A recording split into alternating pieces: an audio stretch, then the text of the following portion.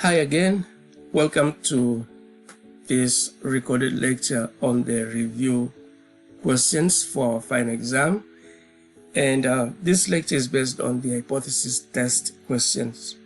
We have a number of questions, and we have one question which is number 5 that is left blank. I left this blank because we have two questions that were given to you as homework assignment, and I'm going to review those two questions as well. So there will be question 5 and 6. So let's start with the first question, which says that a genetics lab claims its product can increase the likelihood of pregnancy in a boy being born. So we're going to see that what is the likelihood of the pregnancy of a new baby born. So it should be 50%. And this company claims that it can actually increase the likelihood more than 50%. So statisticians would like to test this claim, and so they have to create a hypothesis. So going back here, you can see that the lab itself says that they can increase the likelihood. So we can ask, what is the existing situation? So the existing situation is actually 50%. And in this case, we're going to provide 95% confidence level. And then we need to come up with the new alternative. That is what actually has been claimed, that on average, can increase the likelihood. That will be more than 50%. So first of all, let's define the probability. So the p-value, which is the probability of alternative hypothesis, should be less or equal to 5%, and that is the significance level. But we need to come here and change this. So this will be less or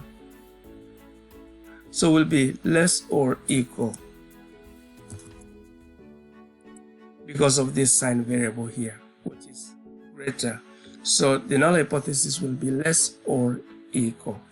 And you should remember this when you are doing your exam, and don't mix up these signs.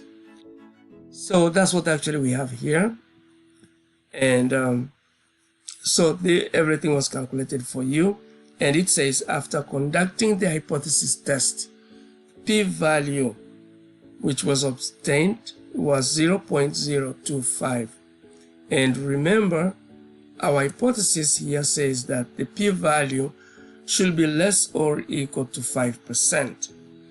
And so here we got this p-value, which is 0.025, which is less than 5%.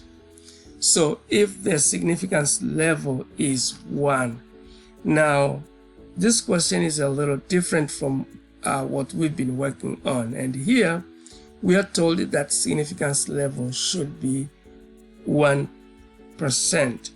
So what is the confidence level? It is not 95, but it should be 99%. And I'm happy with this question because remember, we have been saying that 95% is default. However, we may be provided with the confidence level, which is different from 95%. So in this case, the probability value should be less or equal to 1%. So you can see that probability value should be less or equal to 1%, not 5%. So the p-value here is 0.0 0.25. So in this case, we have p-value which is greater than 0.01.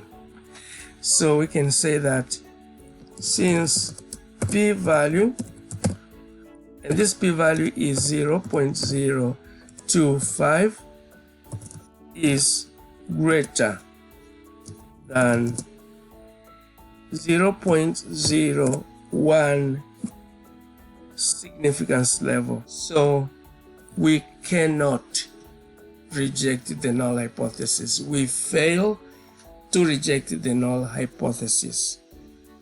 And if we fail to reject the null hypothesis, then that means the new idea or the claim is not valid. So in this case, we can say that we have no enough evidence to reject the null hypothesis. We failed to reject the null hypothesis. Therefore,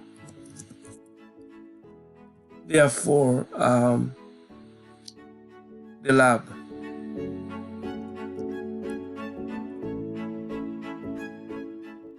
cannot increase the likelihood of newborn baby.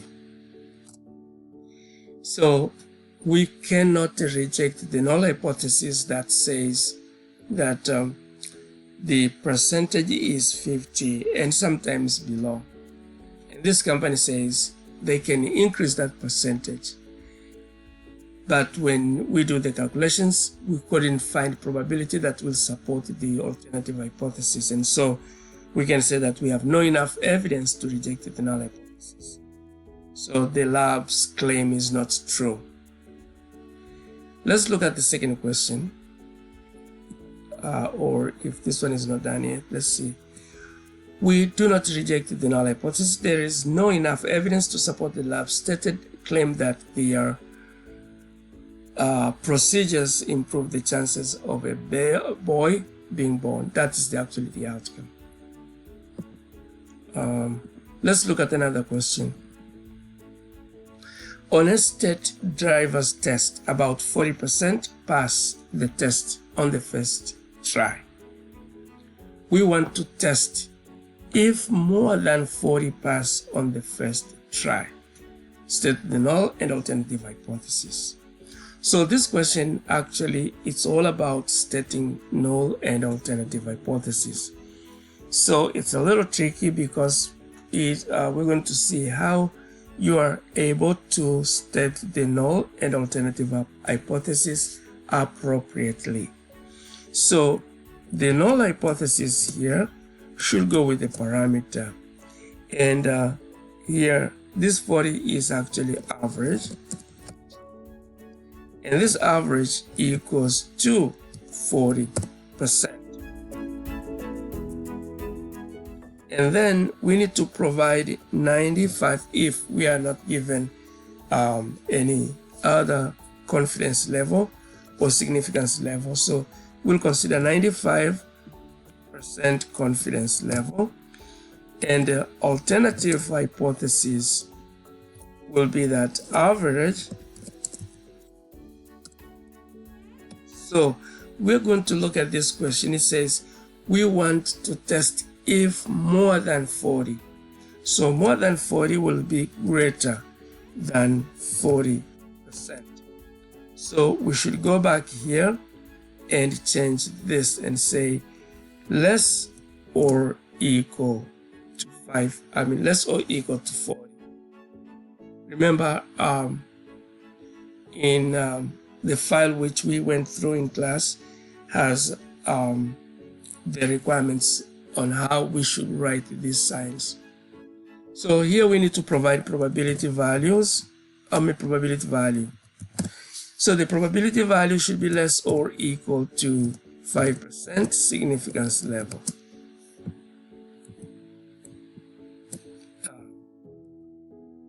So if you have this kind of a question, I'm looking at how you can write your hypothesis and make sure that you're going to follow the steps accordingly. So let's look at question number 3, which says a normal distribution has a standard deviation of 1, and the original claim is that the mean of the distribution is 12. An alternative claim is that the mean is greater than 12. Sometimes we could say less than 12. So that will show the alternative hypothesis. And this question is a little bit clear. So we can say that create the hypothesis test. So null hypothesis, then we're going to write there mean equals to 12. And let's see, the alternative hypothesis is mean is not equal to 12, is greater than 12. But still we need to provide probabilities. So here we have 95%, and that is confidence level. And this one, the p-value should be less or equal to 0.05 or 5%. However, we need to change this null hypothesis. Please don't make that mistake. So it should be less or equal to 12%.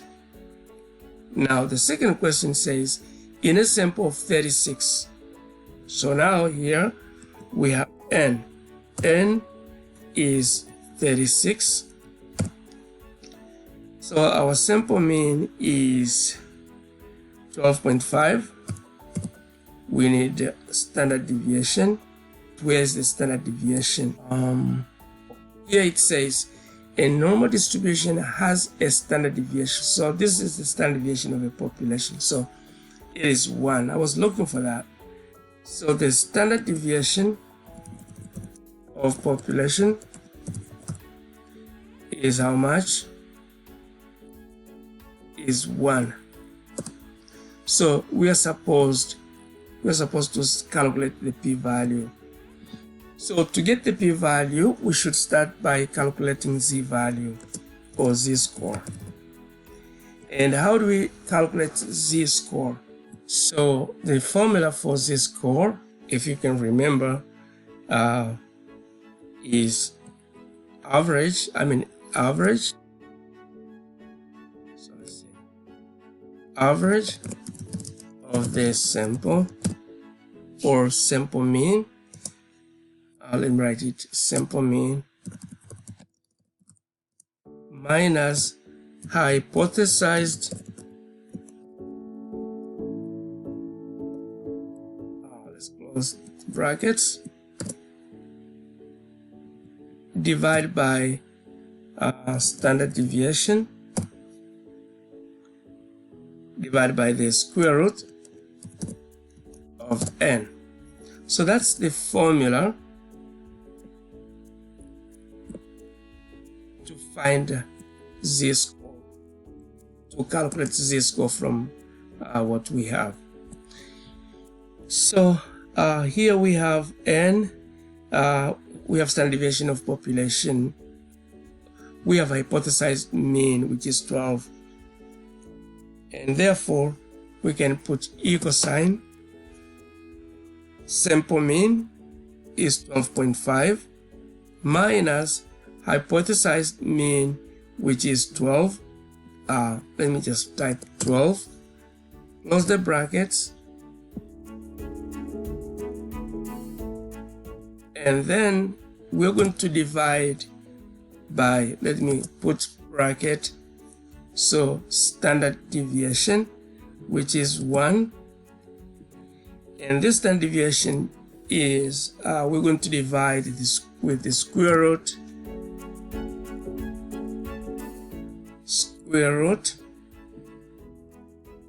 of sample size, which is n, close the bracket, and then close another, put another bracket. So that's how we can do to get the z-score, and our z-score is +3. So z-score?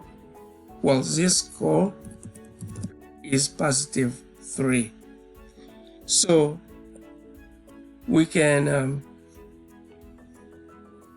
find our probability value from the z-score. So to get the p-value, all we need is the function, which is norms. So in this case, we use norm, but make sure that you have s, since this is a standardized value, so we use norms. You can either use norm.s.dist, or you can just use norms.dist to get the p-value. However, this z-score is positive, so we have to take 1 minus norms.dist, and then we have to put the value, which is 3, and close the bracket. And you can see that this z is cumulative. So we're going to say true, close the bracket, and enter. So the p-value is 0.001. So we have done the calculation in this case, and we have got the p-value. That's it. And so we can actually talk about the null and alternative hypothesis. In this case, you can see that our p-value is less than 0.05, and therefore we reject the mean. So since p-value is less than 0.05 significance level, we can reject. So we can reject the null hypothesis, but we cannot accept the null hypothesis. We failed to reject the null hypothesis.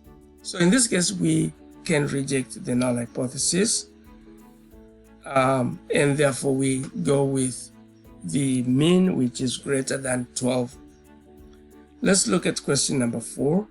It says, statistics students believe that the mean score on the first statistics test is 65. A statistics instructor thinks that the mean score is higher than 65. So students believe that the mean score is 65, but the instructor thinks that it must be higher than that. And we have the sample of 10 statistics students, which we look at their performance, and these are their performance. So the instructor performs a hypothesis test using a 1 significance level. The test scores are assumed to be from a normal distribution. That's really important information. And so we are supposed to create the hypothesis test, find the p-value, and then provide conclusion. So let's start with hypothesis test. So in this case, we're talking about the average. And we know that students believe that the scores are 65. That's the belief that they had, 65. And that belief is built in 95% confidence level.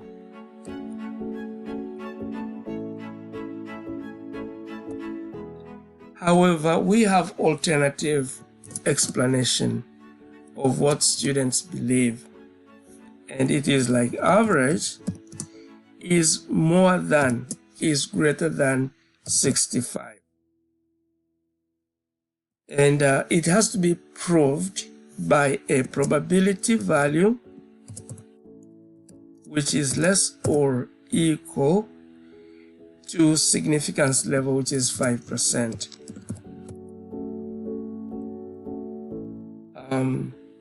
So we need to change this to be less or equal.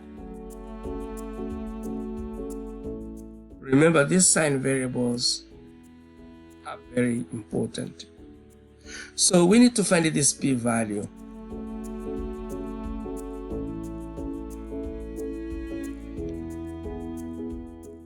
Based on the data that we have. However, we are not talking about 5%, we are talking of one significance level. So instead of using 95%, we're going to use 99%. And the p-value here should focus on 1% significance level. We are not using default, but we are using the given significance level, which is 1%. So we are supposed to create the hypothesis test, and that is the appropriate way of creating our hypothesis. The next thing is to find the p-value. So let's see what kind of information we have. So that is the hypothesized average. Let me write here. 65 is a hypothesized average.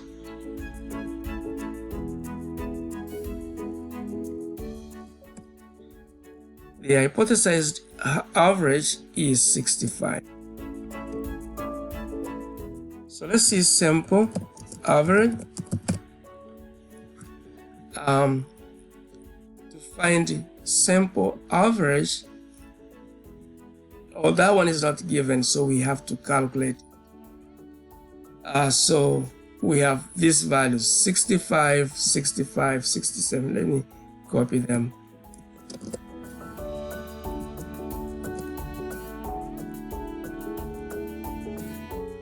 Let me put them here just for my reference. So the hypothesized sample, or not the hypothesized, the sample average will be from this data. So let me organize this data to be able to find this average. So I'm going to write 65, 65, 67, 70, 66, 63, 68, 63, 72, 71.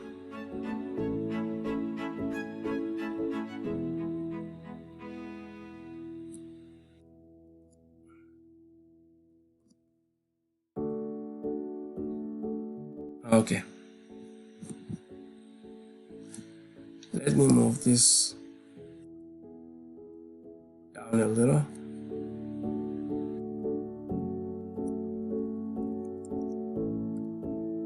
Let me remove this. So I just organized the data so that I can find the sample average. So let me click here, and I'm going to put equal sign, and I want to find the average. So I'm looking for the average of these values. Close the bracket and enter. So the sample average is 67. Let me remove this, because I already have data. Now I can organize my data according. So this can be X, and we can provide in the serial numbers as 1, 2, 3, 4, 5, 9, and 10. So we have actually 10 values. And so we could find average from this data. We can also find standard deviation, and we call it sample standard deviation, not that of a population. So put equal sign and type standard deviation. You can select this one and then select all the data, close the bracket, and then we have a standard deviation.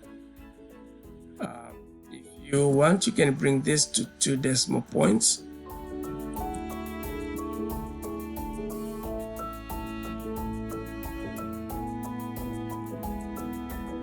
So that is 3.2. So you can see that in this question we are not given standard deviation, and therefore we need to find p-value. So this is really important because we are not given standard deviation of a population. We cannot use z-test, and I have that question in exam. So we cannot use z-test, we're going to use t-test, and we learned about it. So to find t, still we need some data. So we have our sample size is n, is 10. This is what we have here, and I think we have enough data to find the t-value. So t-value or t-score, by formula, it is the same. We have sample mean minus hypothesized mean divided by standard deviation. So sample standard deviation divided by the square root of n.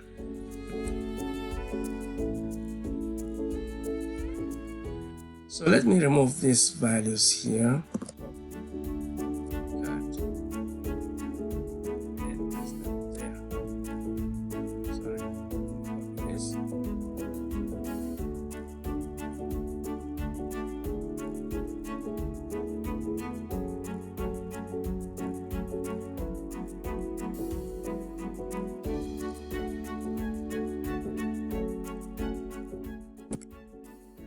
So let me remove these values here.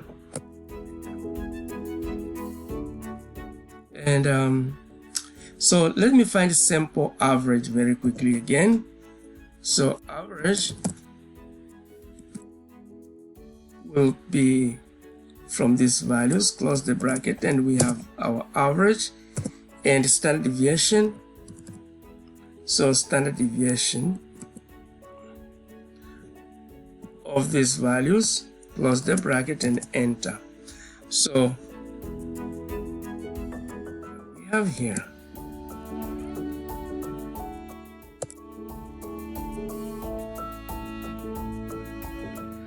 so we are going to find the t-score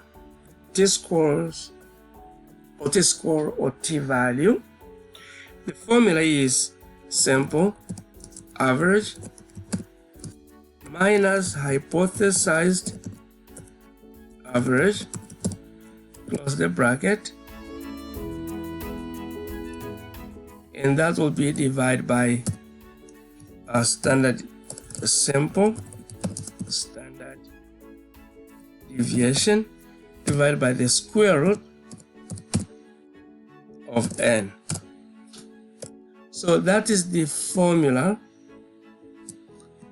to find the t-score or to find the t-value. So let's use this formula to find the t-score or to find the t-value. So put equal sign. Sample average is this one minus hypothesized average, which is 65, and then we close the brackets, divide by sample standard deviation, divided by the square root of n.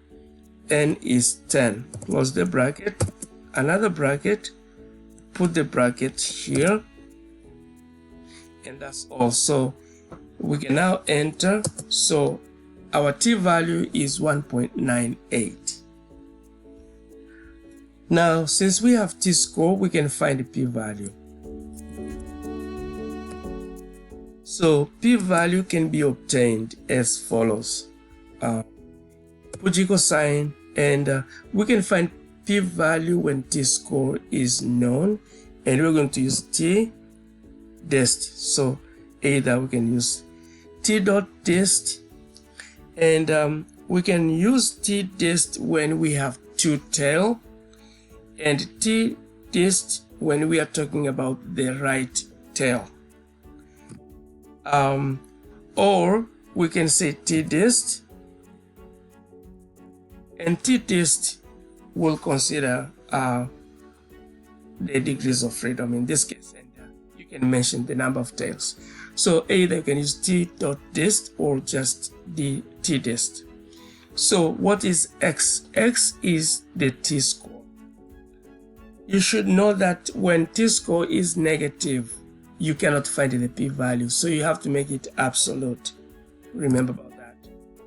Degrees of freedom is n minus 1, which is 9, and tails. In this equation, we are considering just one tail, not two tails, and that is the right tail. Is it the right tail? Yes, it is the right tail. Alternative hypothesis is looking for the right tail. So you can enter, and our probability or the p-value is 0.0396. So the p-value here should be less or equal to 1%. So this one is more than 1. And in this case, we cannot reject the alternative hypothesis.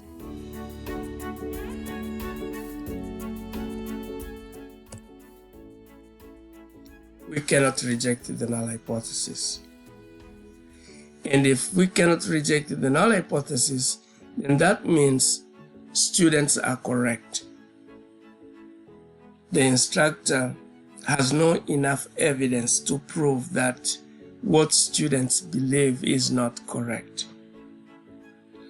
The instructor is lacking evidence to prove students wrong. Let's look at question number 5. Oh, we don't have data in question number 5, so I will do another recording to explain the hypothesis test, which was the 2 questions for hypothesis test, which were posted as your homework assignment. Thank you.